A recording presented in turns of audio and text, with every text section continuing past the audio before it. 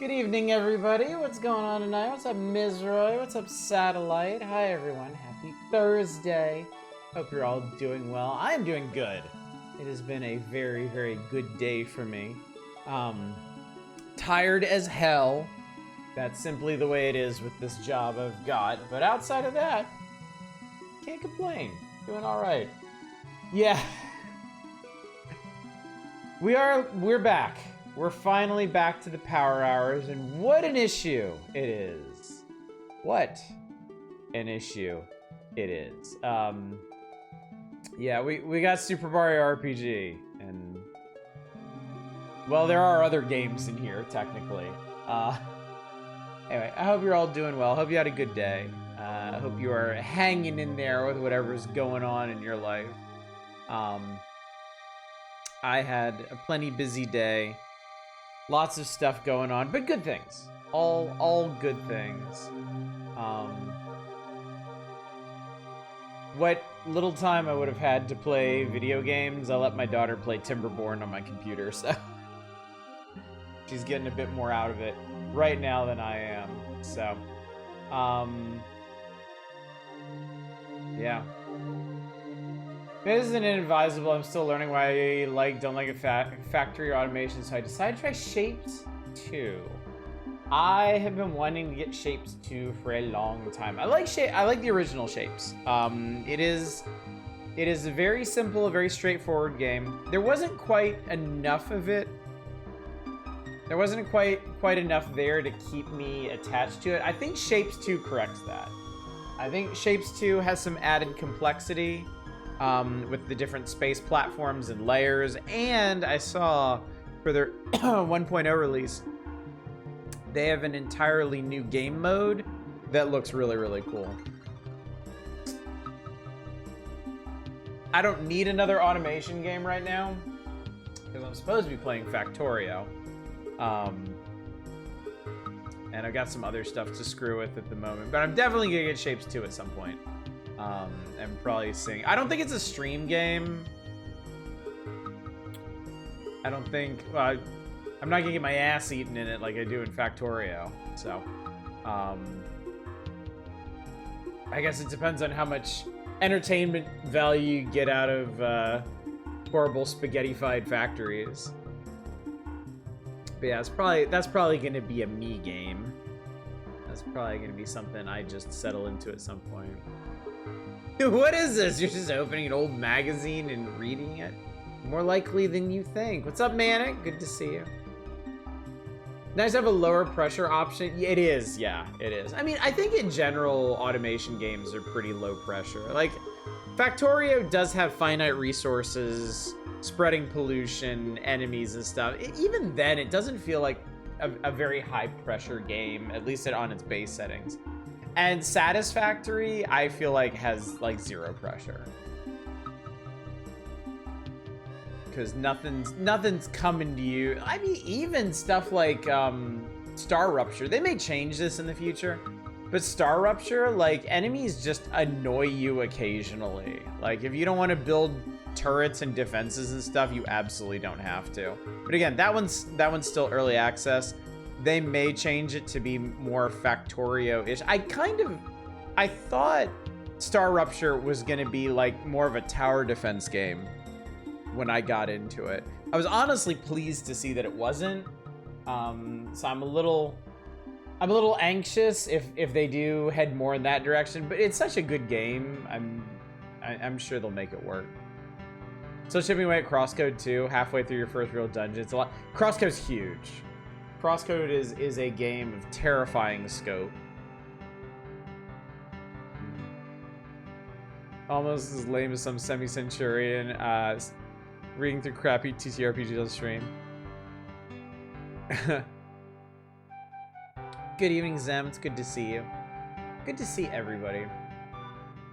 We've been doing a lot of progression stuff, chat. I worked my way through Fallout 3, I worked my way through Ocarina of Time, I'm working my way through Leisure Suit Larry. I'm working my way through Factorio. And I mean, these are all good things. These are all things that I enjoy, but I think the Power Hours provided a much needed balance where I didn't really have to do anything. Like, there is no expectation of making progress because y'all have seen me stream before. You know I can just sit here on the table of contents and ramble all night if I so choose. I'm not going to.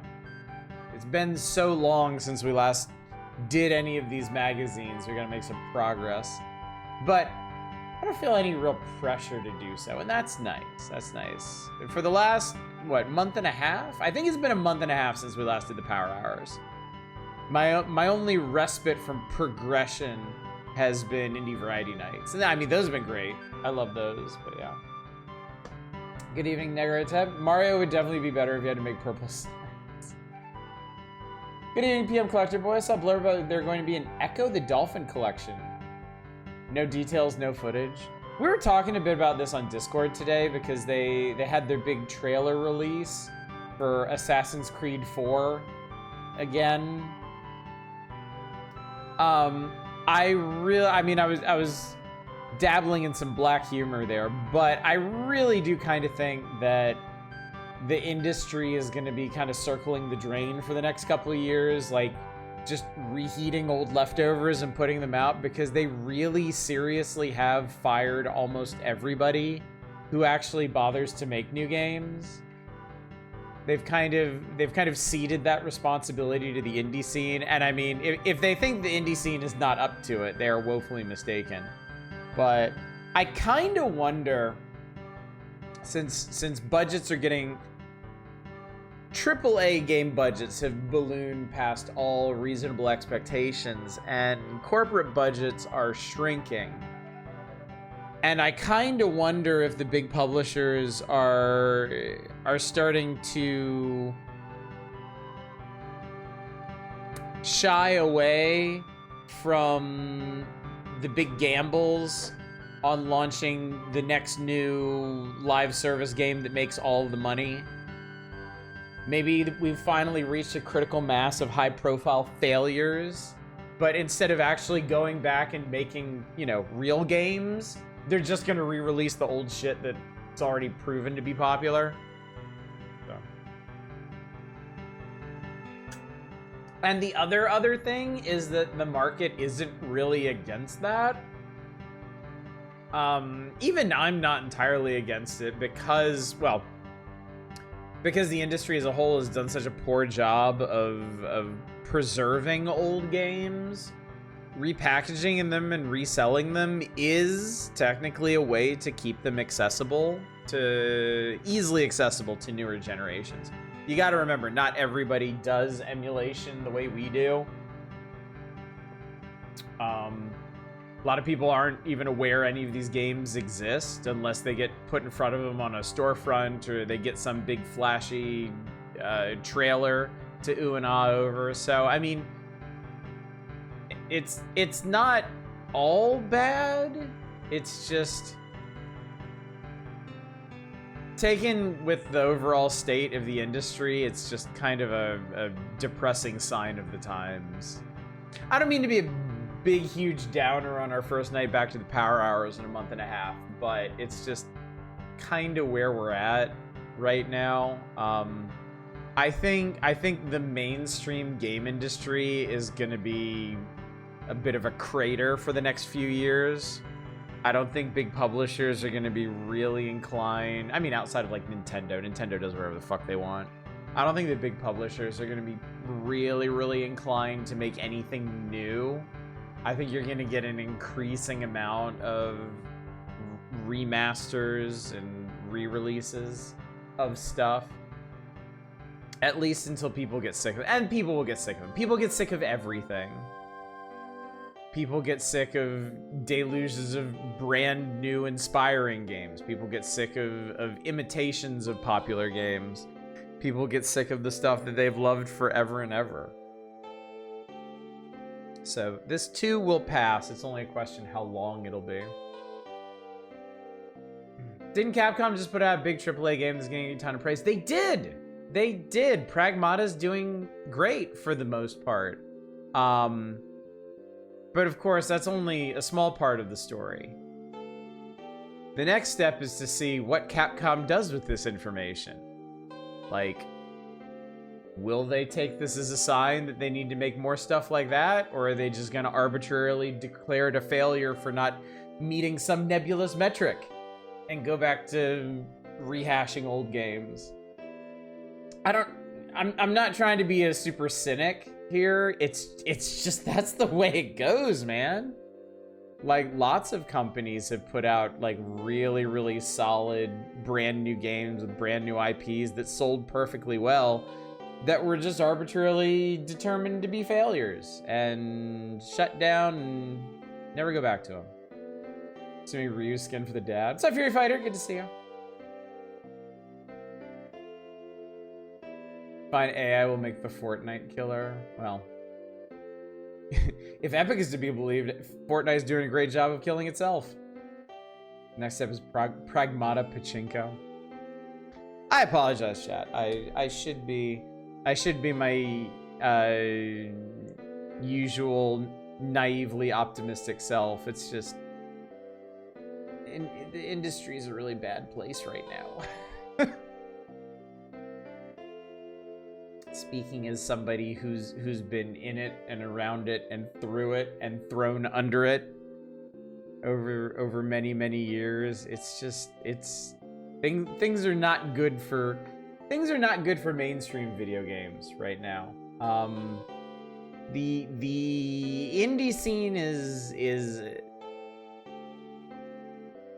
there's always big successful games in the indie scene. I'm not sure I would necessarily call it thriving. There's like 1 billion indie games out there, but the problem is saturation.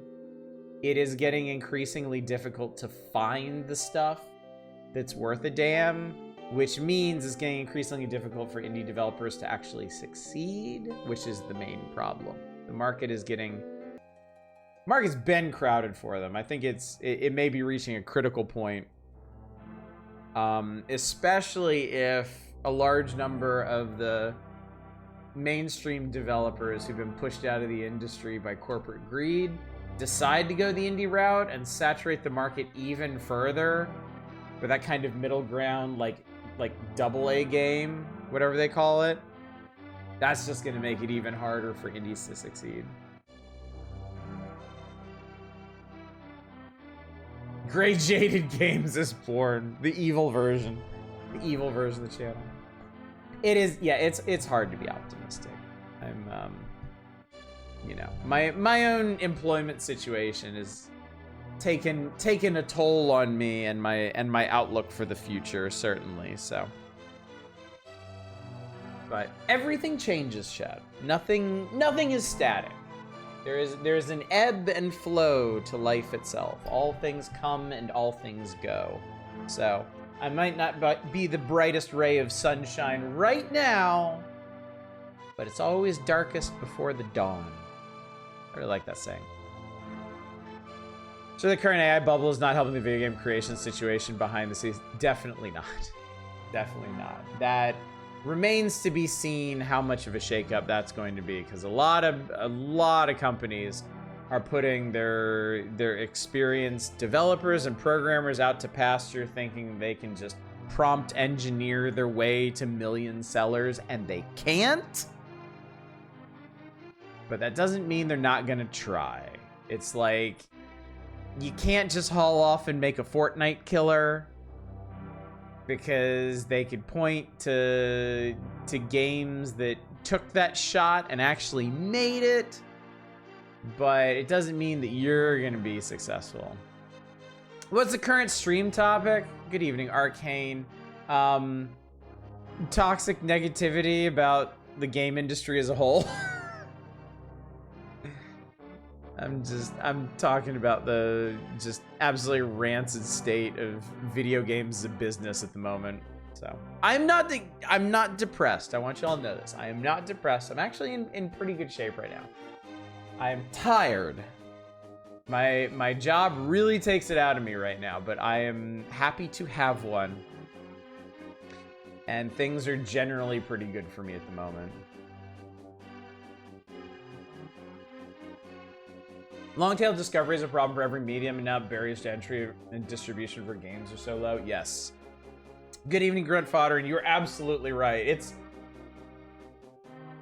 It's a necessary knock-on effect of the democratization of video game creation. It's like when self-publishing became a big thing in prose or in literature in general. All of a sudden, this huge barrier to entry to getting something published was gone. You didn't have to go through a big publisher anymore. Just stick your manuscript up on Amazon and away you go. And that's great. You know, it's an unequivocally good thing that anybody can publish their work now and put it where people can find it. But the obvious problem that follows is if everybody is suddenly publishing their work, it becomes that much harder to find any individual's work. In making it easier for everyone to succeed, it makes it harder for everyone to succeed. And we've been here for decades at this point, and we still haven't found a good solution to it. Other devs can also get a job at the airport if needs be. It's true, though. It's true. I mean, there's a lot of articles and think pieces about this right now that the game industry may very well undergo a severe brain drain. It may be, we may be in the middle of it right now, you know? I can't afford to sit around and wait for the game industry to recover to get back into it, so I'm effectively out, you know? With every passing day, it is increasingly unlikely I will ever go back into the game industry. Just because I need to make money, and the more time I spend out of it, the more of a career I build outside of it, and the less likely I am to go back. And I am far from the most talented or the hardest working or the most influential member of the industry that this is happening to. So a lot of great games are never going to be made because of what the industry has done to itself.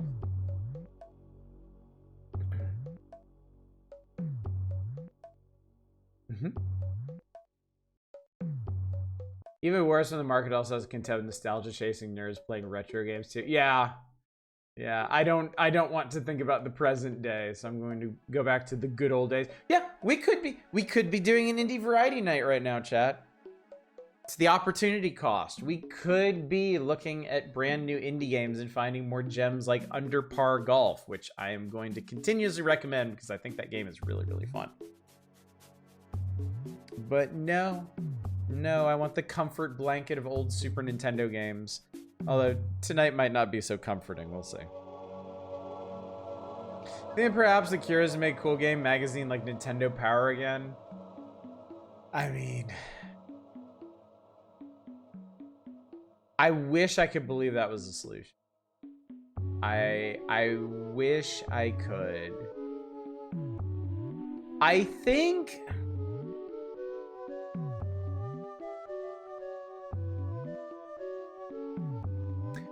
the solution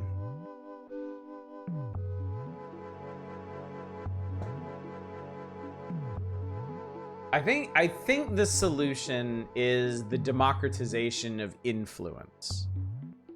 I think right now all of the attention, or at least the lion's share of the attention in the game industry, is directed by influencers. A few, like just one or two major influencers can absolutely make an indie game, you know? And I think a lot of people turn to big influencers to direct them, to direct their attentions to these games, and the ones that get that attention blow up, and the ones that don't just fade away.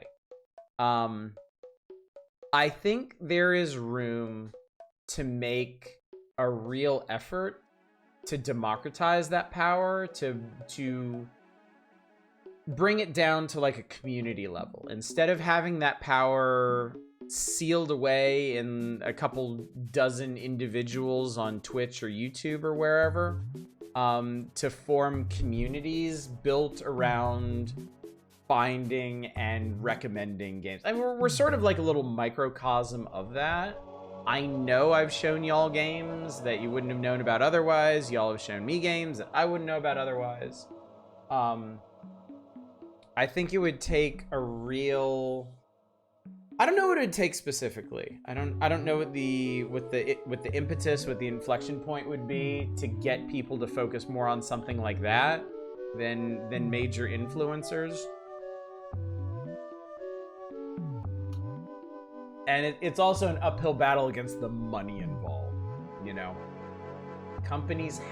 Big companies have money to throw at influencers to focus on their games and kind of suck all the oxygen out of the room for other stuff. That's by design. So, I mean, honestly, chat, if I had a good answer, I wouldn't be working at the airport. I'd be putting it into action. And leaving my mark on the industry in that way. But yeah, I don't have a good answer for how you finally overcome the attention deficit problem. I could dig through a bunch of probably meh games, or I could play Baldur's Gate for the 30th time. You need somebody to play through those meh games for you to dig out the gems, and I'm that guy to an extent. I wish I could do this for a living. I mean, that'd be pretty cool, especially now. But that's not really feasible either.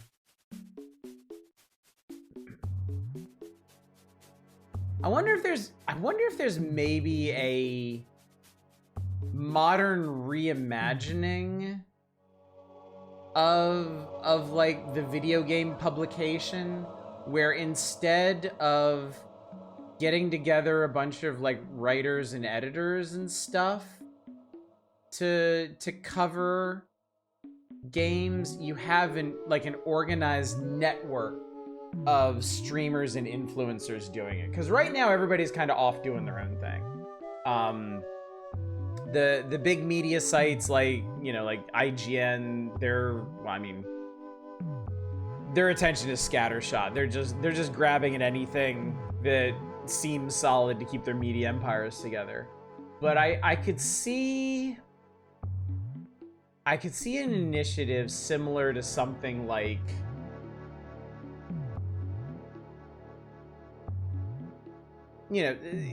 similar in concept to Nintendo Power, where you bring together a number of different content creators to create like a network of gaming variety. Like you have somebody who specializes in in platformers, and somebody who specializes in builders and simulations, somebody who specializes in sports games, and then somebody who specializes in chatting and interviews and stuff, somebody who goes out and does the investigative stuff on the industry, and you bring that all together in some way. Didn't IGN take a bit of credibility hit after the mishandling of Mouse PI? IGN and credibility? I'm not sure how those two fit together, really. I think you should ask for press kits. I get offered press kits a lot. I don't do anything with them. I'm just gonna cop to it. I get offered a lot of first looks at trailers and press kits and stuff, and I'm just... Frankly, it's just not what I want to be doing. I want to be playing the games. I'm the wrong person for this chat. I'm not a very good hype man. I don't get like crazy out of my mind jazzed for stuff before it hits. I get really excited about playing a game that is super cool. But yeah, I'm not very good at hyping them up before I actually play them. What do you think Rob and George think they specialize? Good evening, Justin Bragg. Good evening, Lodger High. It's good to see you. Send the press kits to me. Anyway, chat, let's get to the magazine. I think we've done enough navel gazing about the industry. It's a crater. It's gonna continue to be a crater. They'll pull themselves out of it eventually, but I have no idea how long it's gonna take.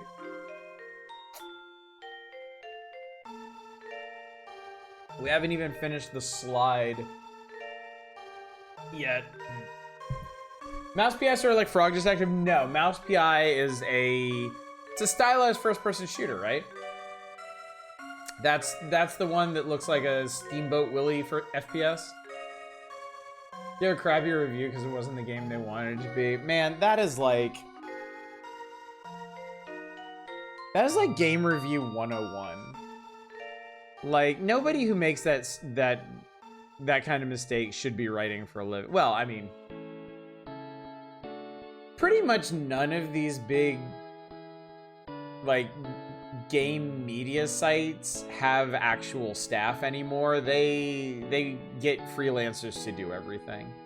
And I imagine the cheapest freelancers they find are just like feeding everything into AI and just tweaking what comes out the other end. Could be worse. I read an Atlantic article about how Florida's orange industry is a walking corpse that will never come back. Yeah. Yeah, I mean, I love orange juice. I'm a huge fan of orange juice, and what's been going on with that has just been heartbreaking because I'm never going to be able to afford orange juice again.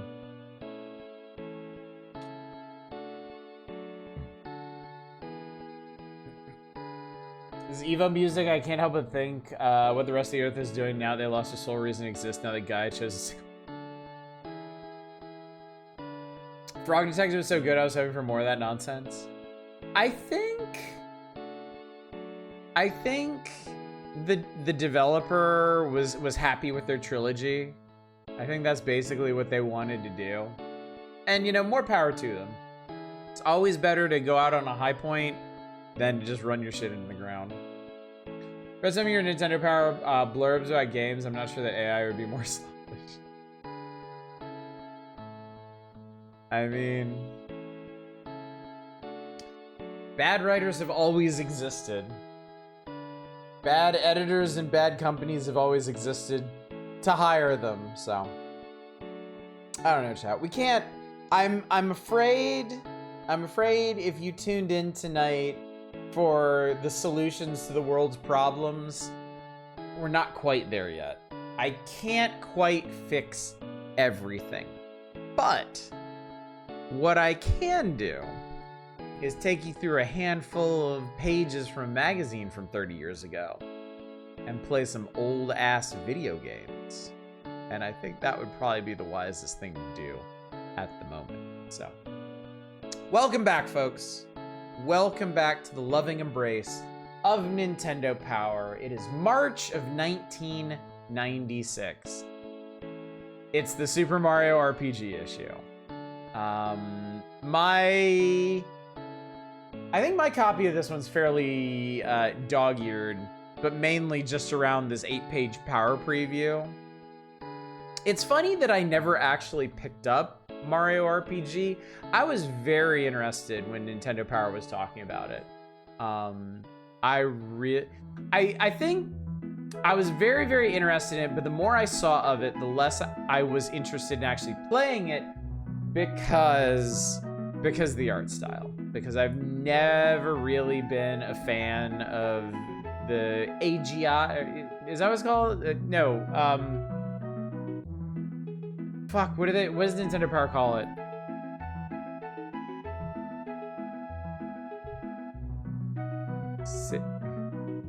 I'm sure they'll say it at some point when we get to that. It's some acronym that pisses me off now.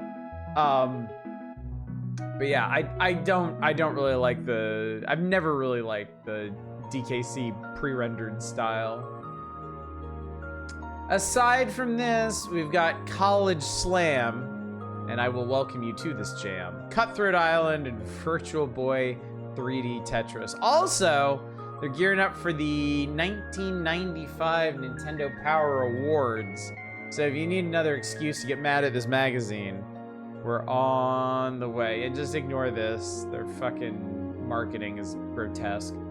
What song is this? This is from Bahamut Lagoon.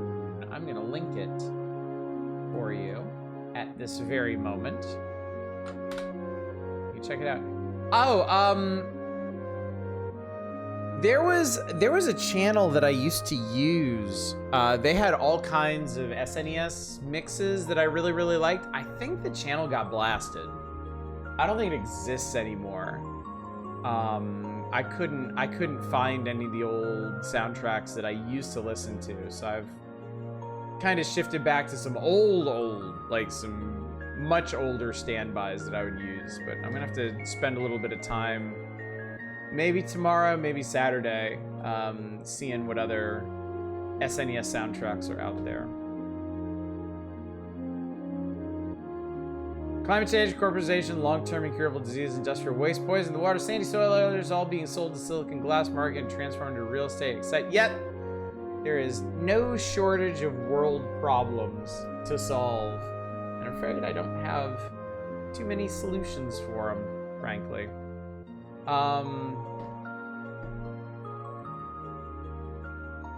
So, Super Mario RPG, chat. Take an exclusive sneak peek at Mario's amazing new 3D adventure in this month's Epic Center. In this latest quest, Mario teams up with some unlikely cohorts to undo damage caused by the great Smithy and restore the power of wishes to the Mushroom Kingdom. Get a glimpse beginning on page 56. I think this might be the first mention of Smithy. There was an early preview of Super Mario RPG a couple issues ago. And they never mentioned that aspect of the plot, which makes me wonder if the whole thing with Alan Smithy, yeah, Alan Smithy just comes crashing through the Star Road. Good evening, Dave. It's good to see you. That was just Florida citrus problems. Everything else is good. Yeah. Yep, those problems definitely don't have wider knock-on implications for the rest of the world. Oh, I know it's gonna be a good night when I finish my drink before we even get started.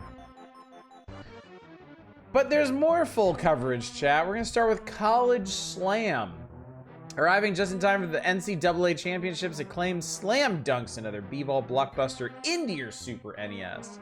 Every morning, they wake up and open Palm Slam College Slam into your Super NES. College Slam features 40 top-ranked college and 8 kickin' fraternity teams. Huh. I wonder if that's a common thing for college basketball games to do. 2-on-2 NBA Jam style gameplay. Ah, yes. You're starting to see the long shadow of NBA Jam fall over the industry. Have your own Final Four right in your living room. College Slam will be followed by Frantic, Flea, Cutthroat Island, Super Mario Kart for some reason. We're like, I don't know, 4 years out of season on this one, but whatever. 3D Tetris, NHL 96, and Smurfs. We have 4 special features this month. Thing on DigiPen, thing on Griffey. I think probably the making of the next Ken Griffey game. Yoshi's Island Most Wanted Tips, and the Nintendo Power Awards. Oh, I can't wait to get angry, chat. Well, I mean, that's unfair. I don't get angry until I see the results of the Nintendo Power Awards, which will probably be like 2 months from now. So we can have a spirited discussion over what we think should win and what we think will actually win. Am I allowed to request a game already? No. You can request games when we get to their features in the magazine, or if you just find the text laying around on like the letters pages or whatever.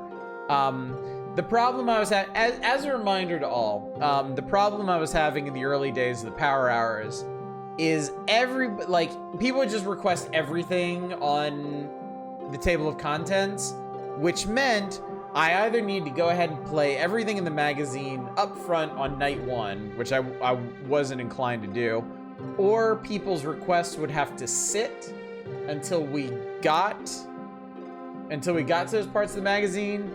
And considering the pace that we go at some point, at many points, people would request stuff and not get the request filled for like weeks. So I figure if people are gonna request stuff, I wanna make sure they get to see it, which means they gotta request it when we're in a good place to play it. Someone used the word joust in the text. Let's play Joust. Or not. Epic Center has our Super Mario RPG preview and also Tales of Fantasia. In addition to news and strategies, and then every issue is every issue. It's the same every issue. Let's get going, chat. Let's get rolling. I'm turning the page. I'm opening up game requests. Let's do this thing. Let me, I'm gonna retreat up to this corner, I think. Since Players Polls expanded to 3 pages in Volume 80, we've received lots more mail. Here are a few of the many fine messages we received by both snail mail and email. My initial thought when I read Volume 79 was, hot dang! Of course, the first thing I checked out was the first look at the NU controller. Sweet glory of heaven. Controller is so standard breaking, so tremendously beautiful. It brings tears to my eyes. Excuse me while I get a tissue. Okay, I'm back. Besides the controller, the unit itself is pure immaculacy? Immaculacy. Is that a word? Designers had the serious gamer in mind. Designers had the serious gamer in mind when they thought of this. 4 controller ports, no more adapters. We all know Nintendo's employees never thought this up. Only superior beings from parallel dimensions could have the ultimate intelligence to create a marvel like this. All hail. The gift from the gaming dimension has arrived, don't get me wrong. I'm sure your designer is the best in the world, but please be honest, a system like this with its stellar appearance and dynamic insides is a sure sign there really is intelligent life out there. I feel nauseous. Rob and or George wrote this. Definitely Nintendo posted piss in their magazine. Thanks for the compliment, Ryan. Some of us mere mortals think that the NCL design team and creative game geniuses like Shigeru Miyamoto, who gave us the Mario games and helped design the Nintendo 64 controller, are otherworldly. Even the fanboys think the N64 controller was designed by aliens. I mean, yeah. He's got that right. Right? I think there's a largely untapped audience in the field of enhancement devices for your systems. Just think of it: Nintendo light pens, Nintendo steering wheels and pedals, and Nintendo trackballs. Some people are real contortionist manic. It's impressive. Our research and development whizzes brainstorm just like you. Did you know they once invented a device that could turn the NES into a knitting machine? I did not know that. I'm not sure anybody knew that. If you enter the Konami code into the N64 controller, you awaken dreaming Cthulhu from dead. According to Nintendo Power, Nintendo R&D once came up with a device that could turn the NES into a knitting machine. I'll leave it to y'all to see if you can sleuth up any more information on that other than this one oblique reference to it. I mean, I'm sure these R&D teams come up with all kinds of insane ideas. I could actually see something like that flying in Japan, to be honest.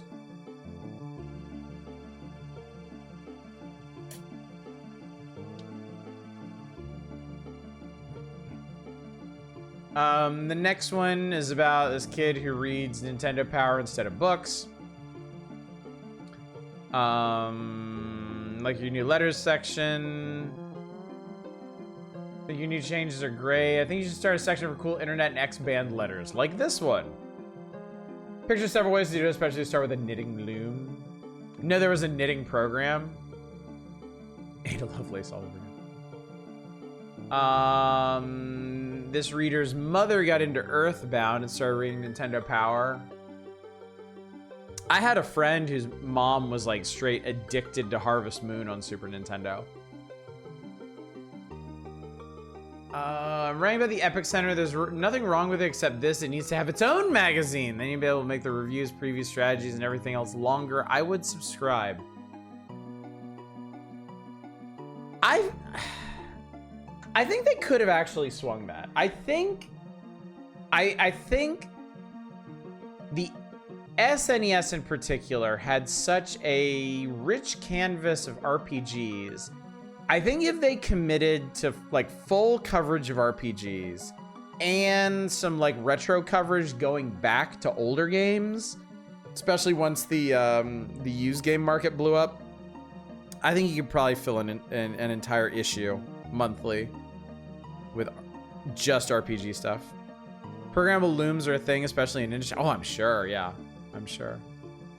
Japanese loom that still runs on floppies, and they're going to be fucked whenever they can no longer buy floppies. They're always going to be able to buy floppies, though. Like, I wouldn't. If you told me that they had already stopped mass producing floppies, I would totally get it. But I mean, people would just engineer that stuff on their own. Making a machine to knit is pretty easy. Making one to crochet, they haven't figured out. Really? Huh. That's surprising. Well, clearly AI is the answer. Ordered a subscription to Nintendo Power, received a free Chrono Trigger Player's Guide. Oh, shit. That's nice. And then the Players Poll winner, Volume 67. Reminder, this is Volume 82. This is the grand prize winner from a year and a half ago. Volume 67 grand prize winner James Zempel of Spirit Lake, Iowa collected Activision's Pitfall, the Mayan adventure for Super NES, then jetted off to tropical Mexico for a bit of Mayan adventure of his own. James soaked up the rays at Cancun, dove in the warm Caribbean surf, and dashed off to Chichen Itza for some serious exploration of the ancient temples and pyramids. That's pretty cool. Hey, camera, I'm over here. I think hooker technology would be pretty robust. Pretty cool, pretty cool. All right, chat.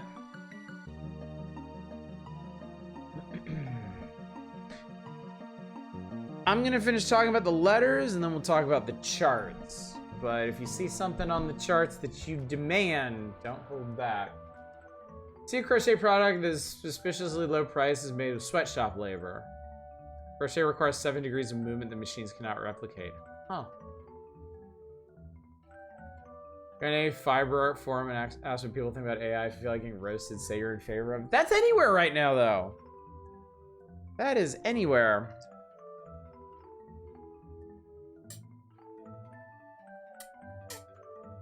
I hate LinkedIn, but it's heartening to go on there and see people bloviating about using, I mean, just any kind of AI use. And there's always somebody in the comments that's just like, you realize you're just killing your own industry, right? You realize it's just a giant trap, right? Nobody gets that. I feel like nobody gets that chat. Like, AI is just, beyond all its other problems, it is like the biggest trap in history. I'm LinkedIn every day. That's just for the puzzles.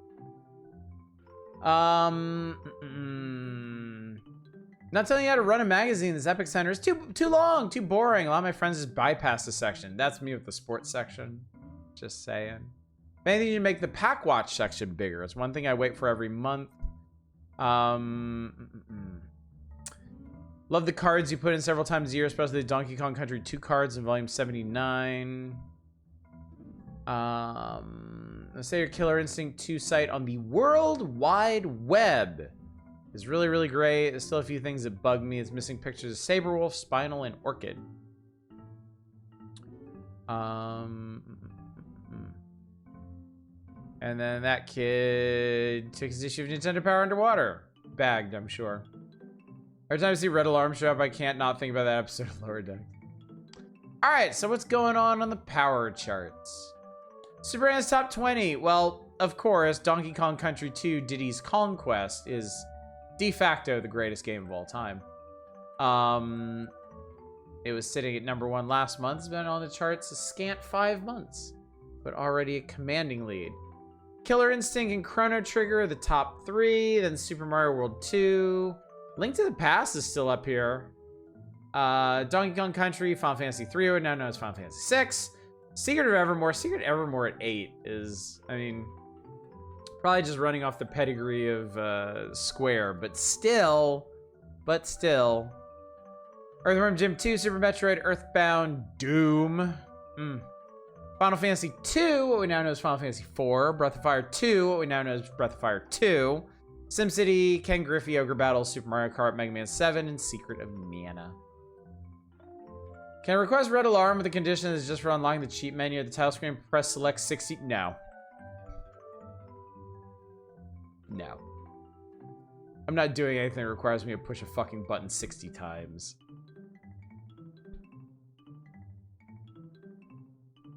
Game Boy top 10. Link's Awakening on top. Now this is interesting. I'm glad they post what the rankings were last month. The Super NES top 20 didn't move around a whole lot. The Game Boy top 10 did. Last month, Link's Awakening was in second. Now it's in first. What was in first, Donkey Kong Land, is now down in sixth. It's kind of surprising. Maybe people actually started playing it. Dr. Mario in second. Metroid 2 in third. Then Wario Land, Tetris, Donkey Kong Land, Super Mario Land 2, Killer Instinct, Kirby's Dream Land 2, and Mortal Kombat 3. Very, very, very sad to see the Game Boy Final Fantasies just done and dusted and gone. By the way, Deep Thought, thank you so much for the 35 stream streak. Don't think I was ignoring you. I wasn't. I was just on a bit of a tear there. For a second, I thought you said Earthbound Doom is in a game in the Earthbound series. Doom is more naturally Mars-bound anyway. I would play a Doom Total Conversion that was Earthbound themed. That could be pretty cool. Also, I think it's interesting they post the company now in the charts. If you look at the Super NES top 20, I mean, about half of them are Nintendo. Squaresoft's got 6 games up there. You got one from Williams, one from Enix, one from two from Capcom, my bad. Playmates has Earthworm Jim. You look at the Game Boy top 10, Nintendo, Williams.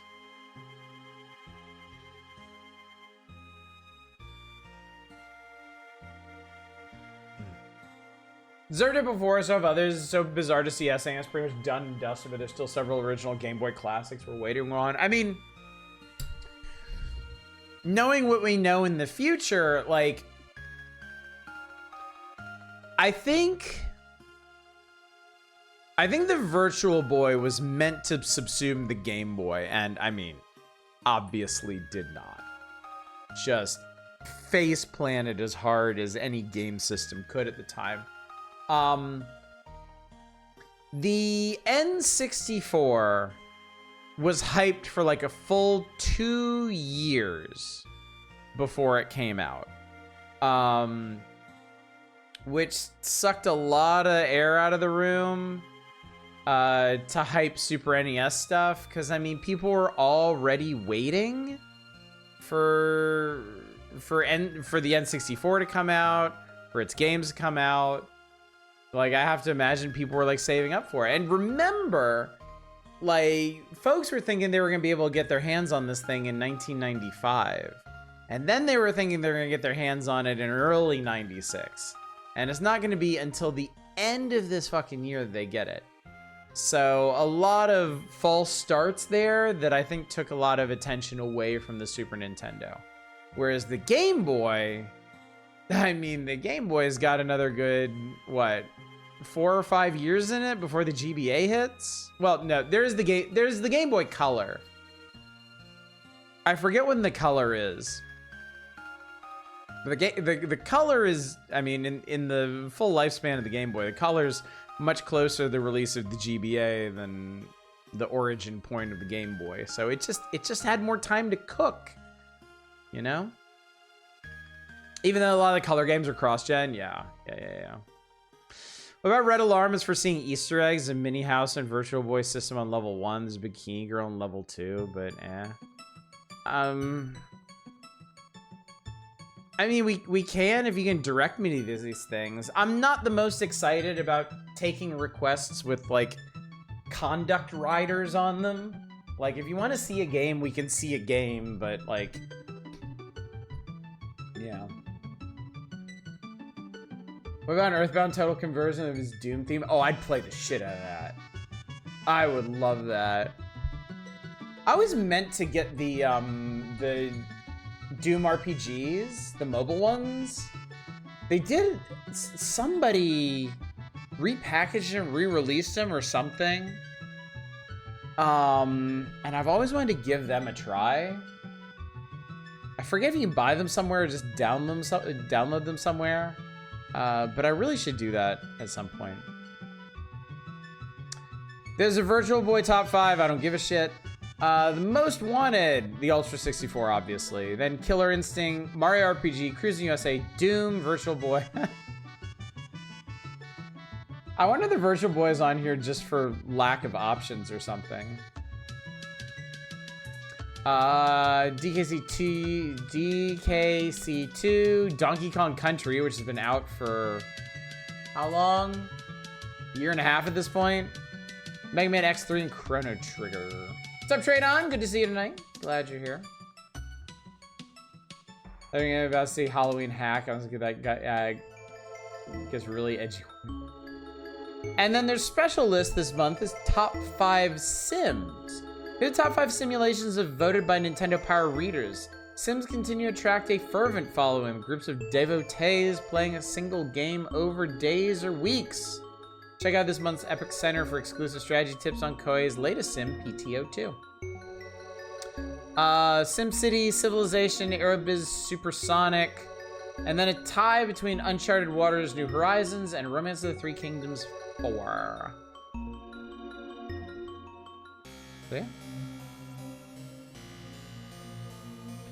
OST sounds American/European. This is from Do-Re-Mi Fantasy, a Super Famicom game from Hudson Soft, which looks overwhelmingly musical themed. That was fuck picks for SNES. Yeah, the guy Aerobiz is represented. Civ was surprisingly solid. I'm trying to think of other simulations on it. It's kinda covers the bases. Pretty heavily orchestra inspired, yeah. Alright, chat. Page is turning. Wheels is turning. Oh boy, College Slam. This basketball always creeped me out. It looked like a Todd McFarlane monster. Everything is a simulation if you try hard enough. I mean, yeah. Super Mario Brothers is just a simulation of a living nightmare experience for an Italian plumber. Basketball's gotta eat too, bud. What's up, F-Zero Racer? I know, Manic. That's what I'm afraid of. Any gruesome sports advertisements again. I play b-ball with the Langoliers. These secret player cheat codes have gone too far.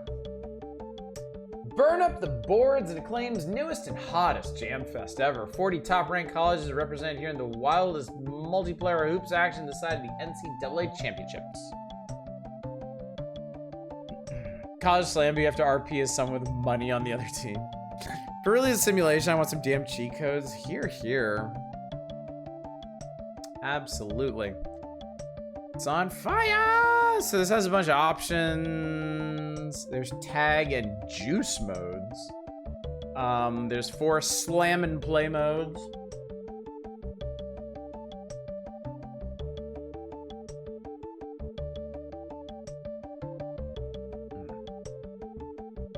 They highlight a couple teams here.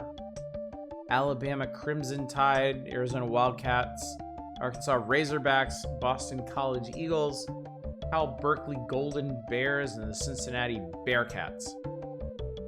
Here under me, they've also got some extra codes for fraternity teams. Cincinnati mentioned.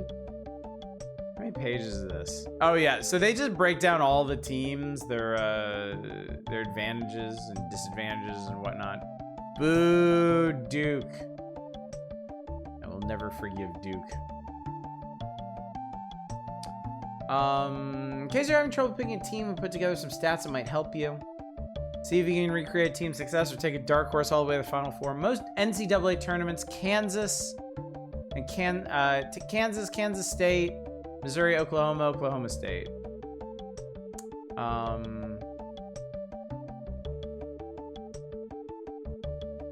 Most consecutive NCAA tournament appearances, Oklahoma, Kansas, Missouri, yada, yada, yada. Maryland Terrapins, aren't Terrapins basically turtles? Yeah, their mascot here is a turtle. Yes, indeed. Fun fact, Computer Gaming World listed the MS-DOS port of this as one of the worst games ever made. Hot damn. UNC Tar Heels, this was my school. With a record in stats, Tar Heels would be one of the first teams to be picked in any tournament play. There's not a bad player in the bunch. It'd be difficult to find a better balanced team. Even the slow-running center scores high in power, dunking, and blocking.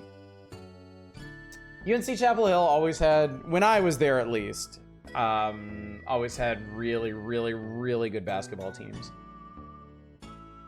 Should you name your team after a notoriously slow animal?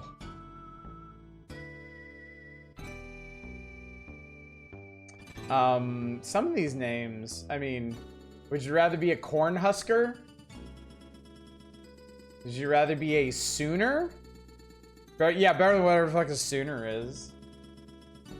Better sooner than later, I guess. I don't know. I don't know.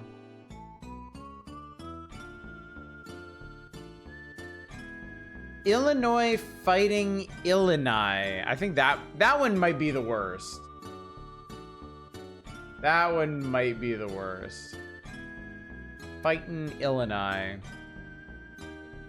All right, we're doing this. Sooner is actually kind of an insult. Do these teams still exist? Many of them do, yeah. I'm not sure they all do, but many of them do. Okay, hang on. I actually have to rejig this whole thing because we've been doing Ocarina of Time for so long. Hopefully my SNES still works.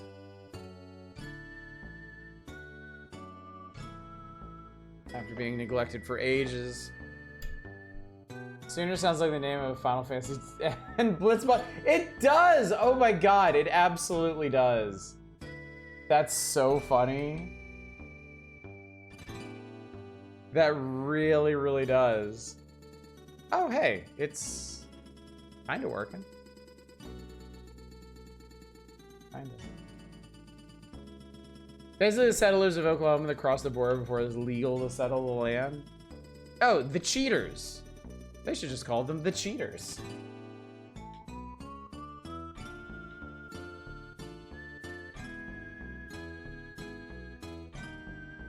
You need to destroy all Sooners then. Pretty sure Hoya is a type of flower. That's nice. All right, hang on.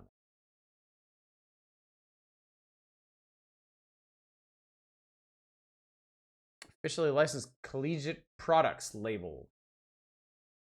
Collegiate licensed product. That means the college gets all the money, not the players.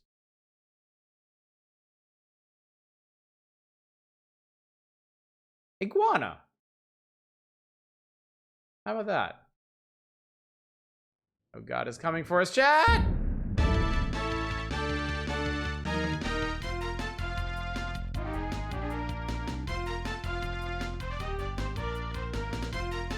Do it. Head to head. Iguana looks fairly ahead of me. Yes, I'm team 1.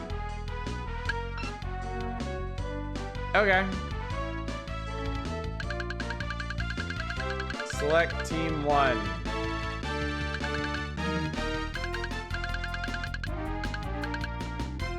UNC, please. Make my alma mater lose. I have a shit guard? Oh, I choose who I'm gonna play.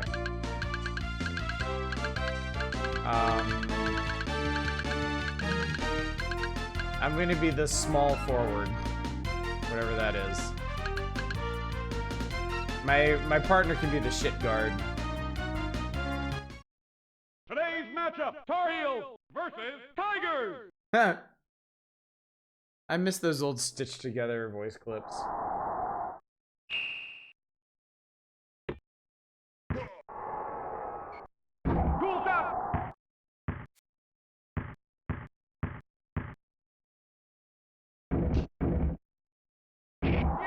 This is just NBA Jam again.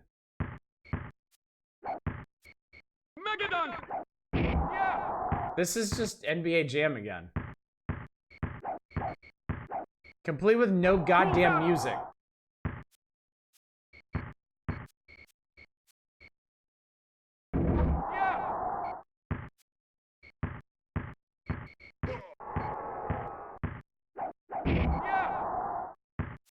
NBA Jam. I wouldn't even say it's worse. It's just NBA Jam again. It's NBA Jam with different teams. Mode 7 floor. Mode 7 floor is pretty neat. That was a cool dunk. I like that.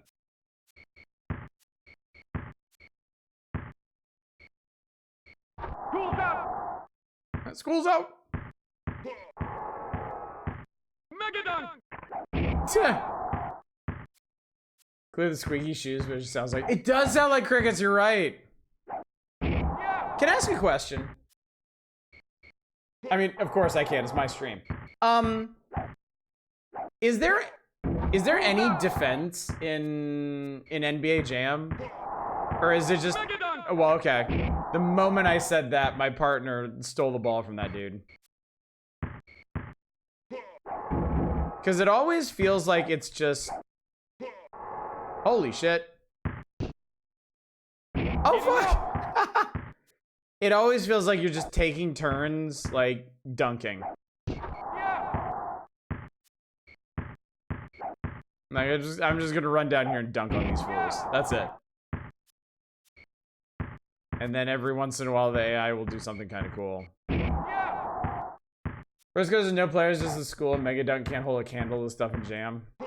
Oh, God, that guy... How was that not a foul? Heating up. That man was truly foul. Okay, so now the game is taking great pains to contradict me. Mega dunk. The Mega Dunk.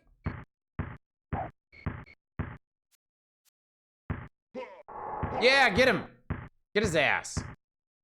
School's out. School's out.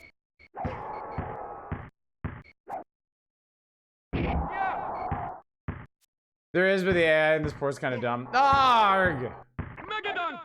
Heating up.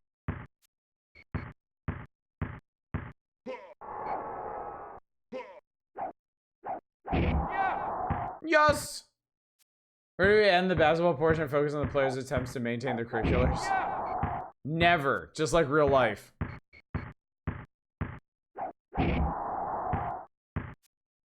My college slam Dayton games industry.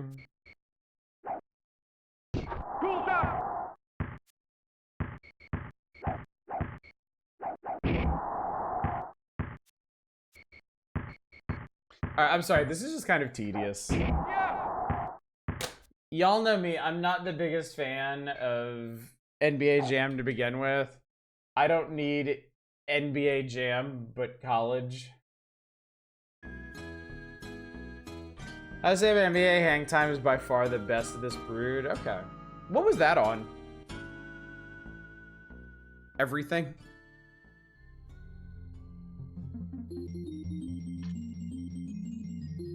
Sports are boring, you say? It's a me problem, I admit it. Glad all these kids were paid a living wage for the use of their likenesses. Yeah. Only.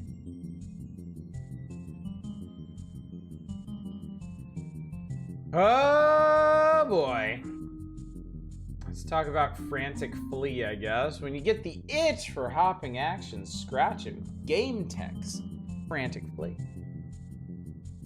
Flea named Frantic stumbles into a machine that transforms him into a super Flea. Now it's up to Frantic to save Flea World from the Insidio invaders. He has a spin attack, a dash, and a whole lot of arms, but 18 stages of alien infestation may be the ultimate test. Is this the Amiga again? Good question. Wacky Labs. Frantic flees into a laboratory, finds Phoenix experiments to subjugate flea kind. Electrical zappers keep Frantic hopping for his life, while Insidios try to collar the escaped mini fleas. You'll learn the basics of flea survival, collecting up to 28% of your level. Okay, so it's a collectathon. There's a bunch of fleas to rescue in each stage. We have to meet the quota. I'm not a very big fan of games like this.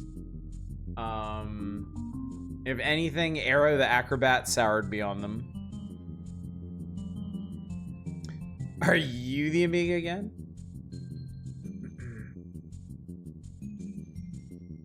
NBA 2K leaned a little into between game, let's say. Everything, N64 is a way to play it, okay. Upgrades include music with vocals, player creation. You expect yourself into being a werewolf, nice. 18 is too many levels of this. 1.8 is too many levels of this. There's anything we've seen how crazy these mascot platformers can get. There's another game I've never heard of. It's wild, isn't it? Wacky Labs, Sticko Hills. Sticko pads force Frantic to walk vertically. The change of controls functions may mess with your mind. Okay, so sounds like you can climb walls and stuff. We doing this for 10 minutes or not? If somebody requests it. I'm perfectly good skipping this one unless people want to see it. Boing Central. The First Fortress.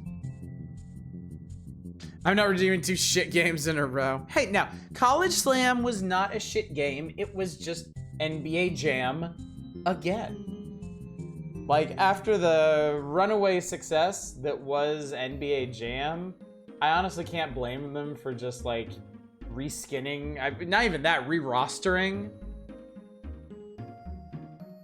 It for 10 minutes or less to save 10% more.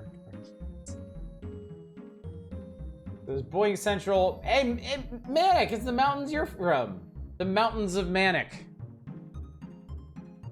First Fortress and inside the Destructicon. Requisite reminder that Geico is a shit company that scammed you. Have you told that story here? I don't remember. Toy's new game studio announced the 3 new games they're publishing. I bet these are all gonna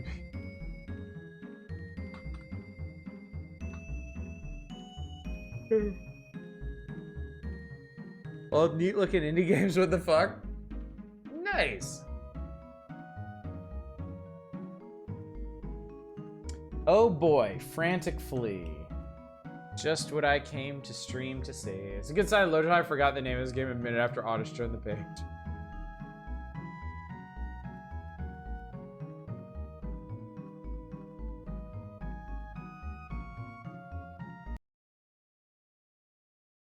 Here we go. Haus Technica. Sounds German. Game Tech. Sounds European.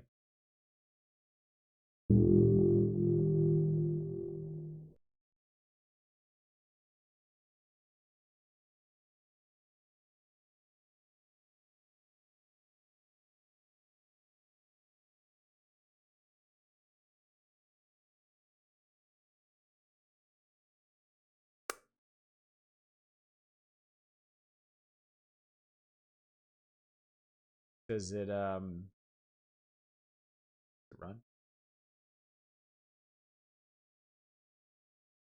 Yeah, it's a Battletech mechs for Haus Technica. Great game! According to Moby Games, this was their only game. I'm trying to mash the start button through these splash screens to see if we can... There we go!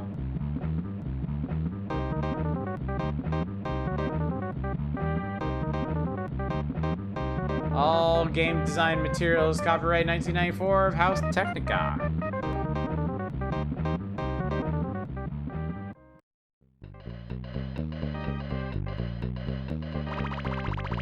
The Wacky Labs. Collect 20 to exit. Or 20% rather. I think we're all gonna die in 7 days. That is some thumping bass. Jesus Christ. Okay, so we have a dash. a dash and a spin.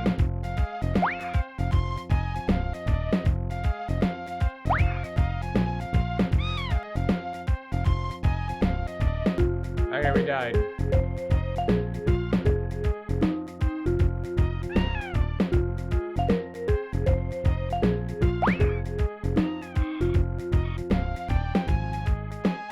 The controls in this are not great.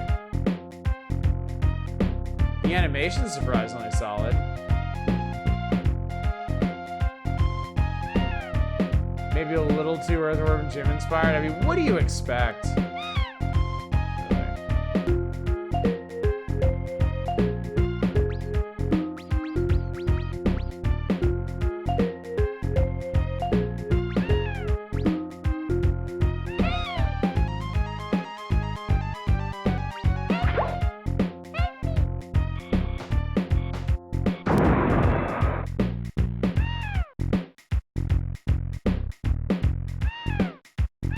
So it seems like when you get hit, they get knocked out of you, which sucks. Also, you just do not have enough time to see enemies coming.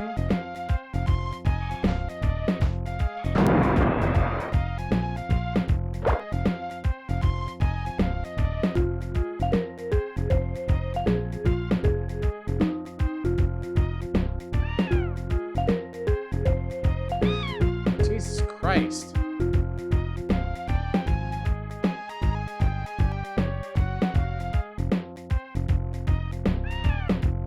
Yeah, the vacuum sucked one of the kids up. Little Help Me is pretty cute.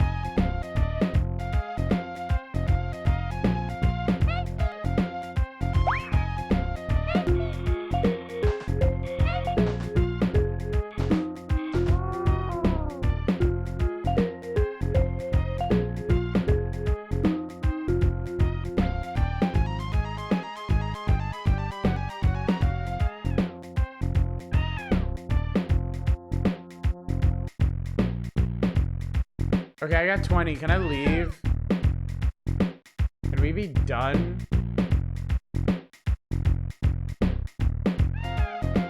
Is this the exit? It is. Good. Feels like I'm getting weirdly. I'm getting a very specific vibe from this. Bubsy? Freeware Windows platform from around 2006. Fuck the rest of those kids. 24.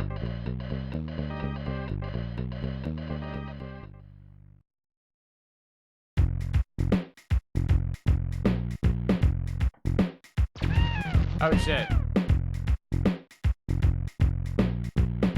Death.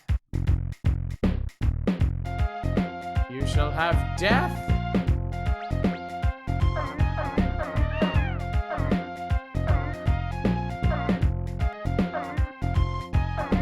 Oh god, what the hell? It seems like you can't maintain your momentum when jumping off of these.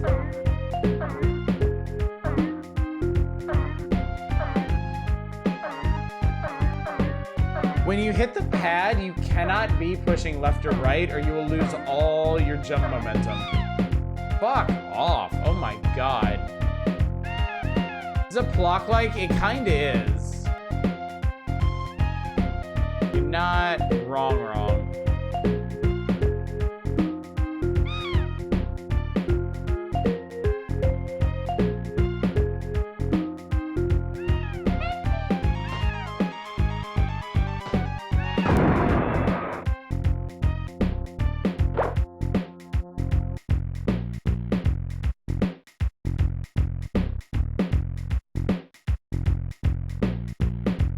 There's nothing down there, it's just death.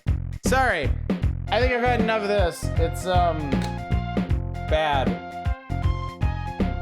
Oh, my games are constant frustration at every single moment. Yeah, that was some bottom of the barrel shit. That was ungood. Music, I mean, music's all right. Everything else is ass. Ass chat. Oh boy. Oh boy, who remembers the cinematic masterpiece of Cutthroat Island?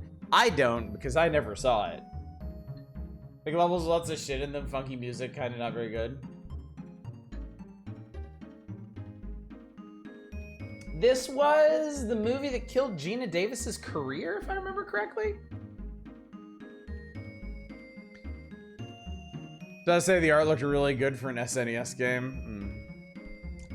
The hunt is on for buried treasure. The long-lost hoard from a Spanish galleon lies buried on the... You know how this works. They're looking for fucking treasure. That's it.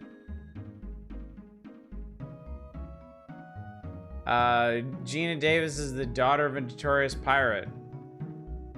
And she gets people to help her.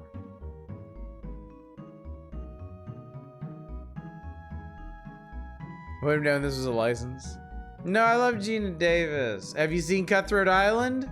Because you haven't. You're the problem. Pre-Pirates of the Caribbean attempts to bring back the Swashbuckler movie were really hard to swallow. Yeah, even, like, Hook? With Robin Williams and Dustin Hoffman did not do well. Which is a shame. I think that's a great movie. I enjoy it. Is this game actually kind of good? I remember hearing good things about it. I don't remember if we've tried. I don't think we've tried it. I might be getting it conflated with something else. Yeah, Hook's great. Hook is a great, great movie. Just a terribly creative reimagining of the whole Peter Pan mythos. Yeah, we gotta give this a try. It's an 11-stage side-scroller. Highborn William Shaw is given a license of ease for one of adventure in His Majesty's Royal Island colony of Jamaica. Arrested for theft. Swashbuckling. Hey. Fatigue's catching up with me. I liked Hook as a kid, wasn't aware that many people didn't like it. So, like, I feel like in the 90s, like the average movie-going public had a lot less patience for kind of like weird out there higher concept films, and I feel like Hook fell into that particular bucket. Like it's not an intellectually challenging film, but they really futz around with the whole concept of Peter Pan. Remember Hook being received badly when it came out? It was, yeah, it was. It reviewed poorly. Audiences didn't really care for it too much. It does have a bit of a mixed up tone, but I think it works for it. I mean, it's a fever dream of a movie that takes place in the land of dreams, essentially. Rufio and Hook is played by Zuko's VA. Oh, that's cool. John Williams' score is not exactly the right choice for a platform game. Pirates of Penzance movie with Kevin Kline, Linda Ronstadt, and Angela Lansbury was really good. How many people saw it, I wonder? Aggressively 90s. Yeah, there's a skateboarding segment. Which, I mean, not out of place in a game about children who get to be children forever. On paper, as I'd merit a swashbuckling flick that a female protag who could hold her own in a sword fight is a good idea. I'll have to watch what happened on this one. Because, yeah, I didn't watch it at the time. I remember it came out and everyone said it was bad and we didn't watch it, so I'm sure there was more to it than that. Okay.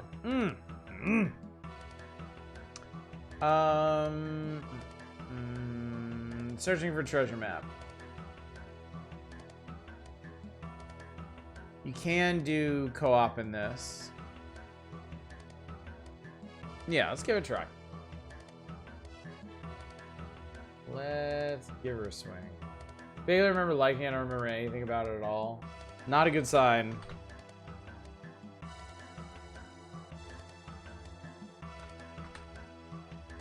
It's the witch's curse.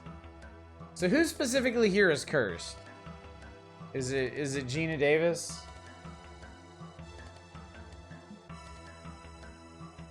Remember hearing this game was a little jank but very ambitious. Okay. Screenshots look interesting.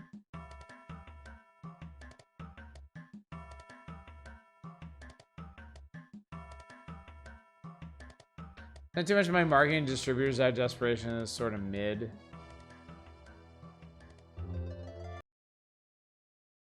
Alright, before we get into the ogre battle music. Heard more acclaim for the music than for the film. Oh, it's another acclaim joint. How about that? Speaking of acclaim.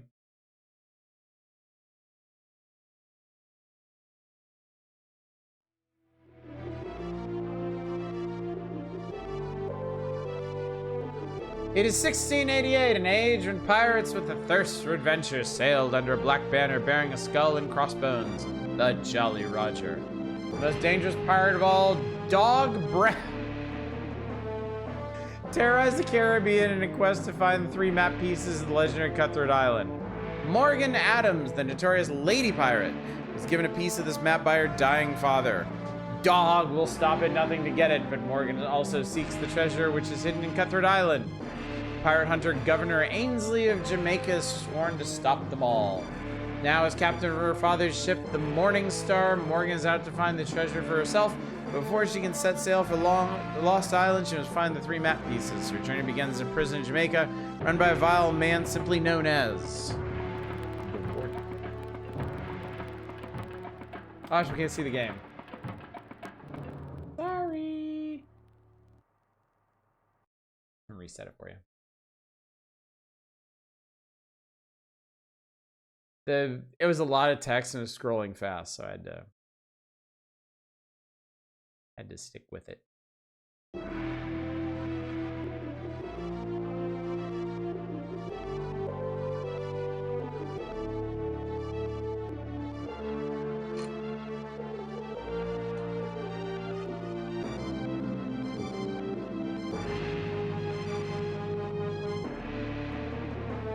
Let's see, the game inflicted Frantic Flea on us. Revenge! I'm being petty tonight. Pitched to Eisner as a Pirates of the Caribbean film before Eisner said, ha ha ha ha, no. Isn't that funny? Isn't that funny? This game's pretty dope. It looks good. The pixel hair effects are top notch.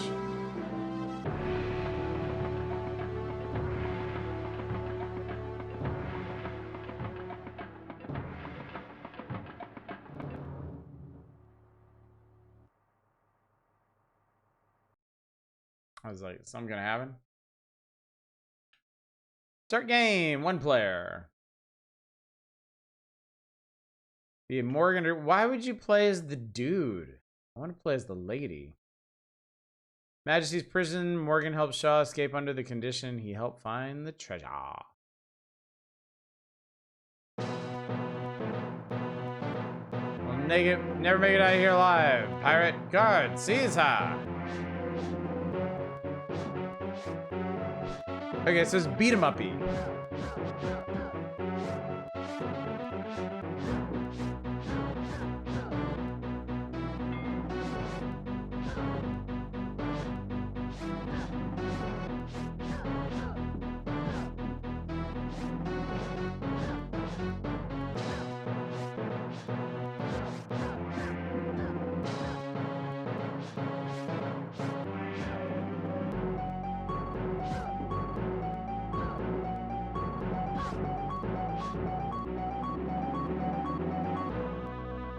You'll never get past me.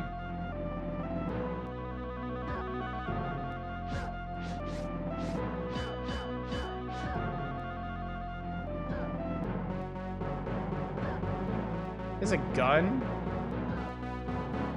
Jesus Christ, okay. That's a cool move.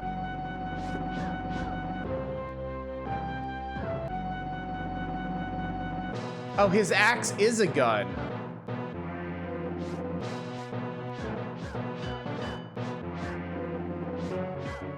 Oh, I found the exploit. I can just stand there and beat the shit out of him. Why didn't you let me get the 1-up, asshole? Guard, stop her before she gets to the quarry. Earned a special move, the bi-directional stab. So, she's bi.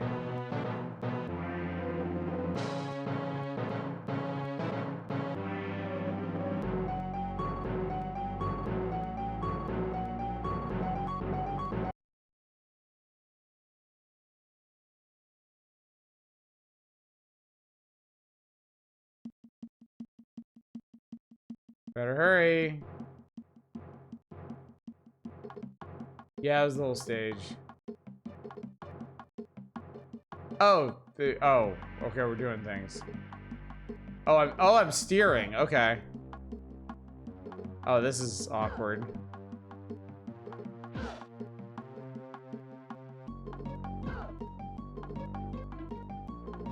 Somehow I need to just know when obstacles are approaching.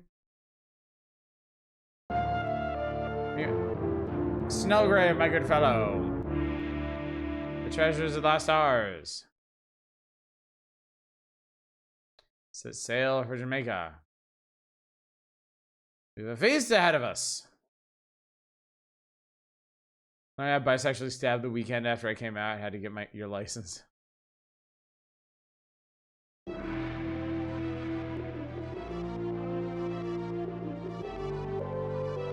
Oh, that was game over. Huh.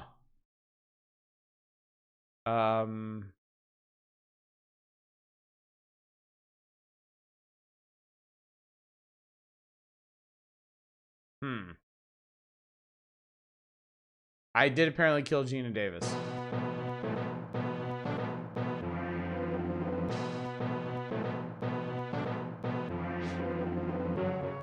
So,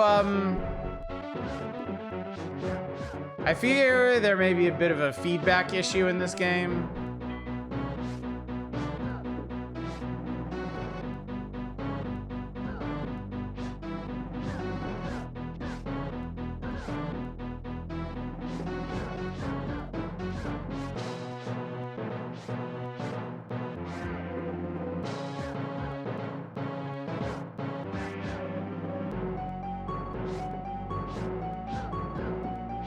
If it goes to your health icon, I have no idea. Oh, by the way, for this fight, I can no longer move up or down. I'm locked to this line with this guy.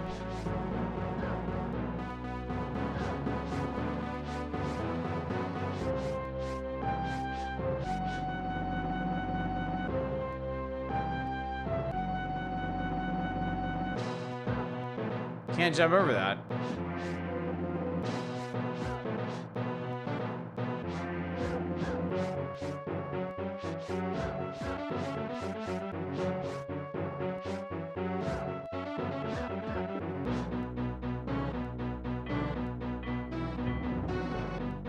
Okay. I think maybe when you pick up the bottom item, the gate opens.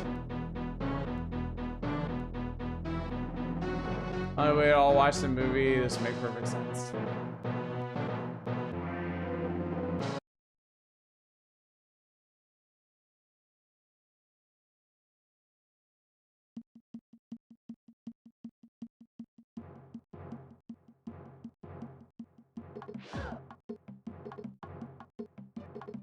In concept, this is really cool. It's just, I don't think it works very well.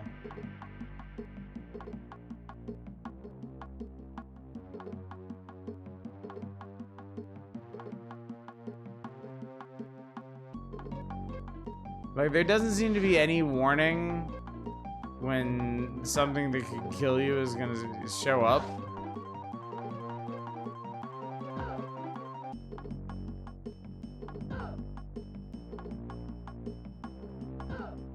Like, what's that all about? Like, the buttons don't do anything. I can only move up and down.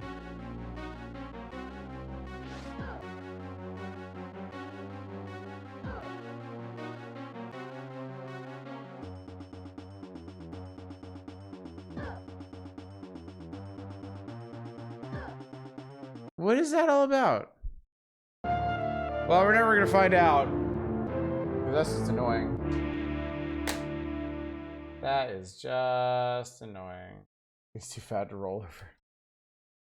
Well, none of the other buttons do anything, so I couldn't attack him or anything like that. So, oh well. Turns out it's shit. Who could have foreseen this?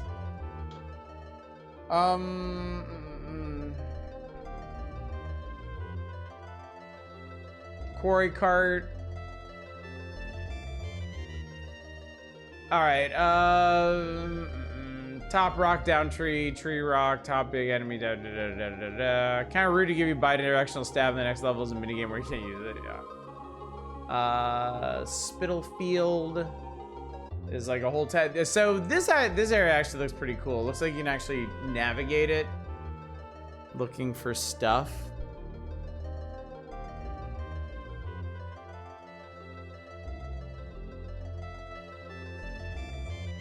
Get weapon upgrades.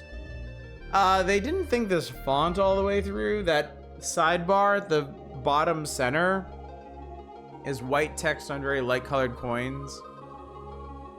Too bad no air ever got there, yeah.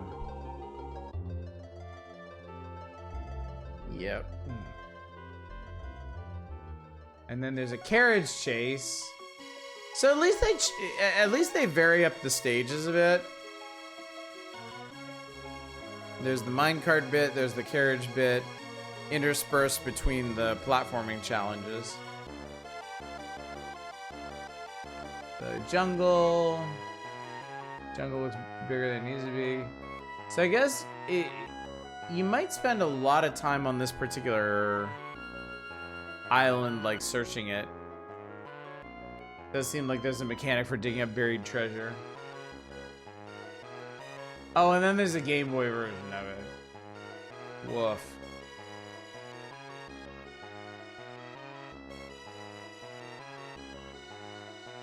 Bring a bit of program magic. Acclaim Tech kept 10 of the 12 stages in the Super NES version of Cutthroat Island, jettisoning only the quarry and carriage chase. Oh, that's actually kind of nice.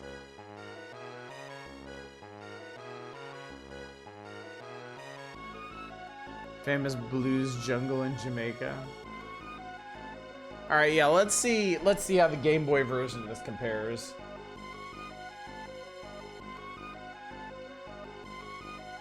Let's see if the Game Boy version of this compares.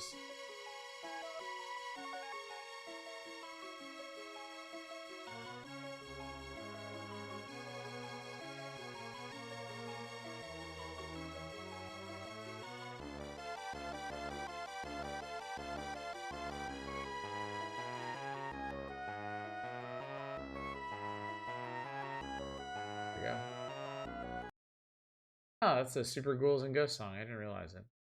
Could be the rareness of the GBG version is better. Could be. Could be.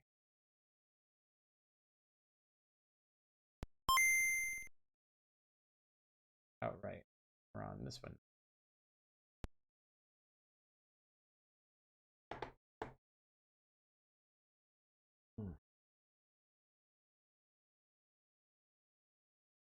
I think it was Ice Caves Jamaica. I know there was no cart level mentioned, so I hope it is.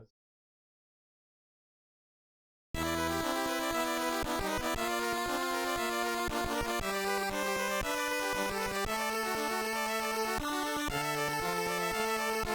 thought it was gonna be. Oh, here we go. It's not a text crawl, it's just a fucking text screen.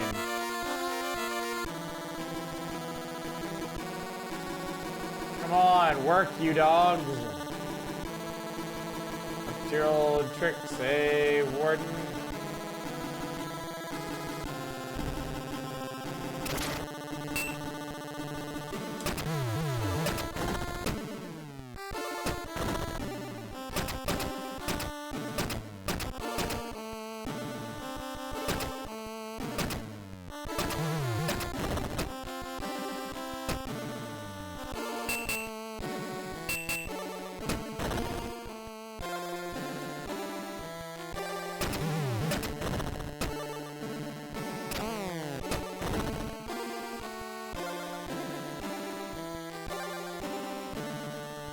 Barrel right, there's no possibility. You'll accidentally play a Shaw.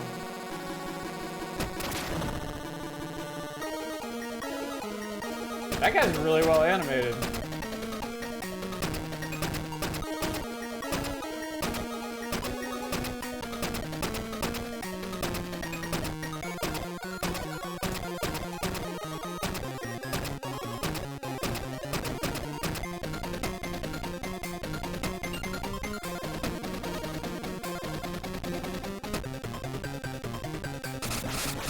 That actually worked.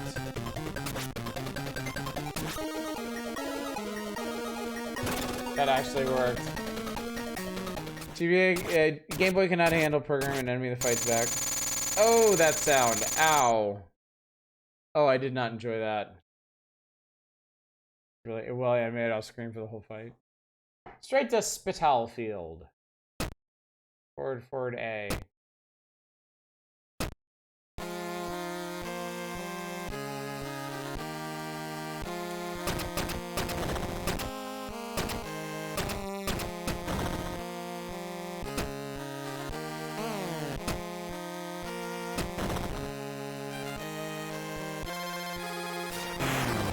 Ow.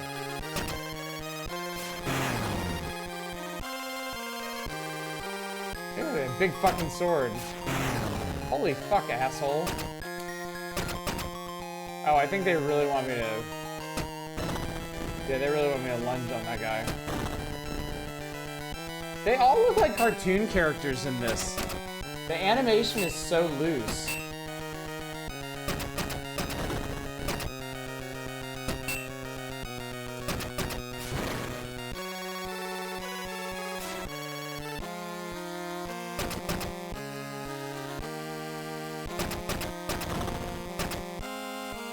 Shame about the everything else. Yeah, unfortunate.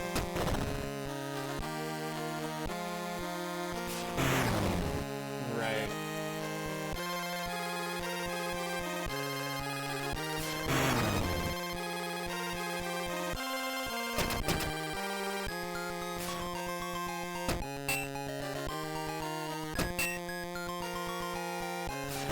Did I play Karateka? Did I, chat? I don't actually remember.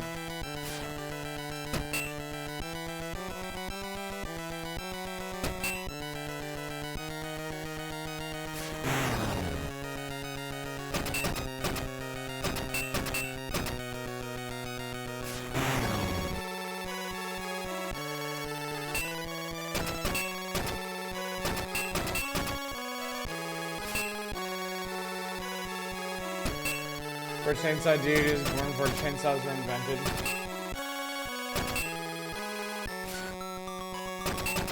This is so annoying.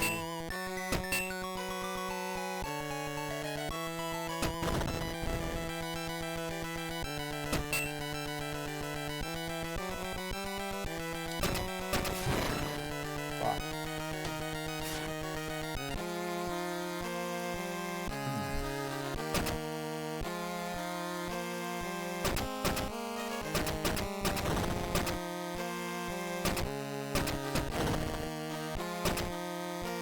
Here, I can't have any lopsided eyes. Never I said they kept 10 of the levels in on one screen. Each of the 10 levels. Ah.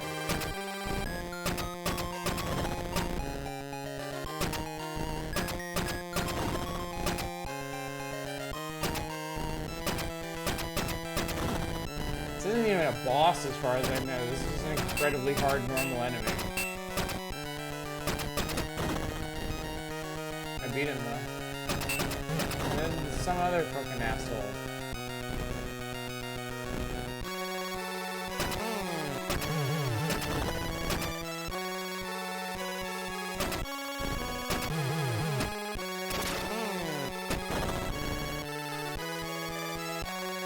Karateka reminds you of Prince of Persia.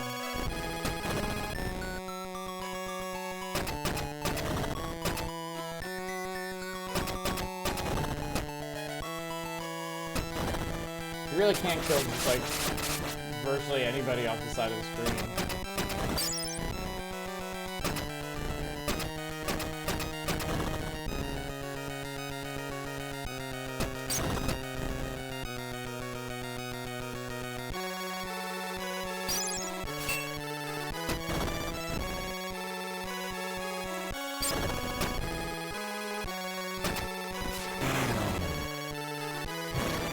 Ah, killed by a bottle out the window. All right, I'm good. I'm so good with this one. Prince of Persia sword fight was a whole issue.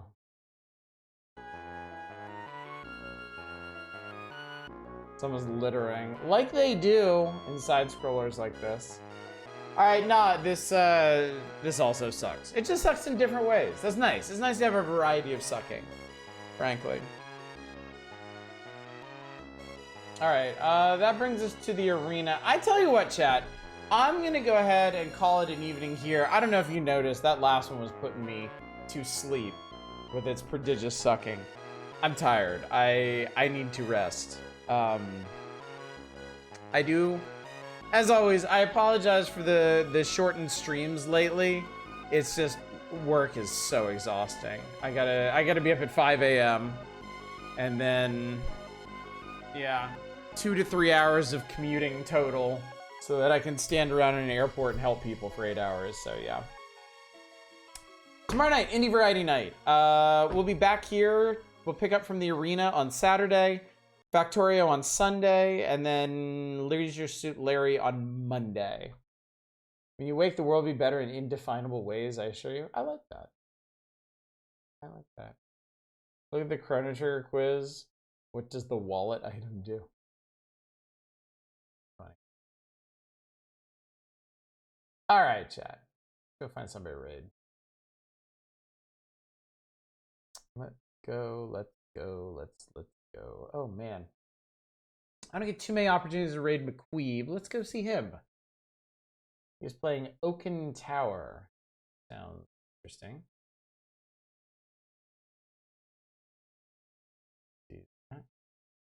I remember a wallet item in Chrono Trigger. I think it does nothing. I think it's a I think it's a key item that's always with you that just kind of represents your ability to carry money.